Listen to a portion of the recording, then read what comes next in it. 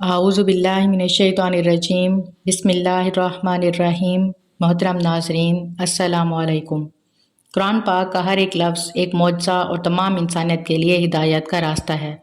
लेकिन कुरान पाक में कुछ आयत ऐसी भी हैं जो अपने अंदर मौजूद खुसूसियात की वजह से एक अहम मकाम रखती हैं, और कुरान पाक में आयतुल कुर्सी को वो मकाम हासिल है जिसमें अल्लाह ताला की हकमियत आला का बेहतरीन खुलासा मौजूद है, जिसकी बिना पर यह आयत कुरान पाक की सबसे बड़ी और सबसे अहम आयत तस्लीम की जाती है।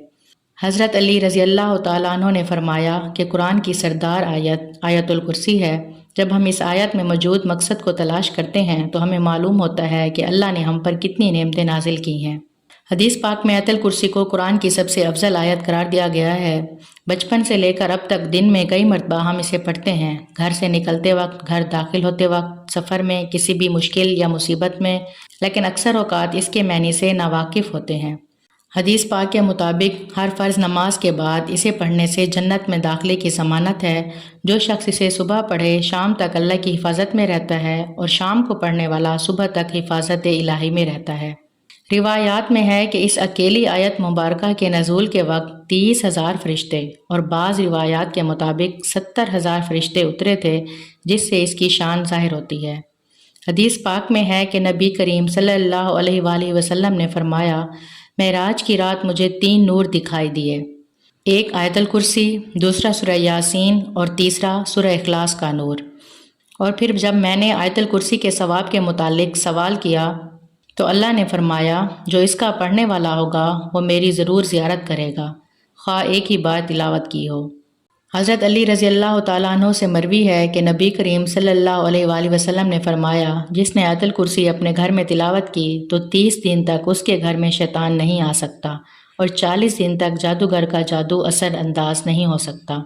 आयतुल कुर्सी के पहले जुमले का इख्तिताम अल्लाह के 2 खूबसूरत नामों पर होता है, अल हय्यु अल कय्यूम, यानी वो ज़ात जो खुद अपने बल पर कायम है और सबको कायम रखने वाली और सब कुछ संभालने वाली है।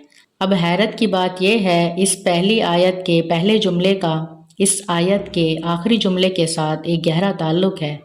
इस आयत के आखिरी जुमले में फिर से अल्लाह के 2 नाम आए हैं जो इस तरह है, और वही है सबसे बुलंद अज़मत वाला। इस आयत के दूसरे जुमले में अल्लाह ताला फरमाता है, ना उसको ऊँघ आती है और ना नींद। इस आयत के इस हिस्से में ज़िक्र है कि वो ज़ात हर लिहाज से मुकम्मल और चौकस है, अपनी मखलूक़ात के हर ज़र्रे से बाखबर है। इस आयत के 8वें जुमले में देखें, अल्लाह पाक फरमाते हैं, इसे ज़मीन और आसमान की हिफाजत अता की गई।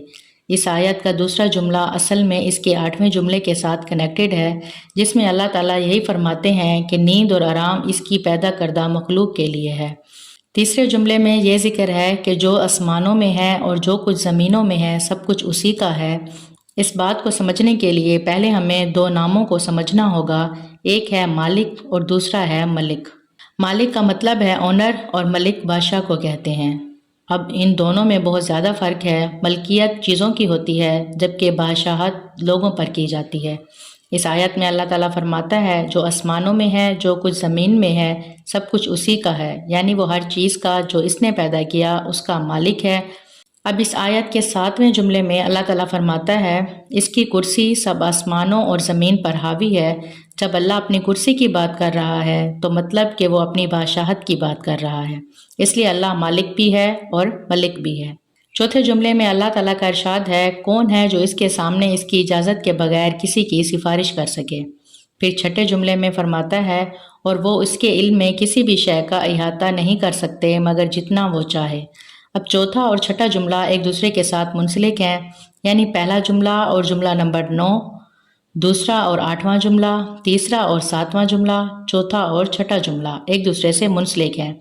तो बाकी रह जाता है जुमला नंबर 5, जिसमें अल्लाह ताला फरमाता है, अल्लाह जानता है जो इससे पहले हो चुका और जो इनके बाद होने वाला है। ये जुमला इस आयत के बिल्कुल दरमियान में है, जिससे पहले और जिसके बाद जो कुछ भी अल्लाह ने बयान फरमाया उसके बारे में इस 5वें जुमले में फरमाया कि वो सब जानता है और उससे कुछ भी छुपा नहीं है। अब अल्लाह के सिवा ऐसा कौन कह सकता है। बेशक कुरान अल्लाह के अल्फाज हैं, जिसकी एक एक आयत हमारे लिए हिदायत का रास्ता है। अल्लाह ताला हम सबको कुरान पाक समझकर पढ़ने वाला और इस पर अमल करने वाला बनाए। आमीन।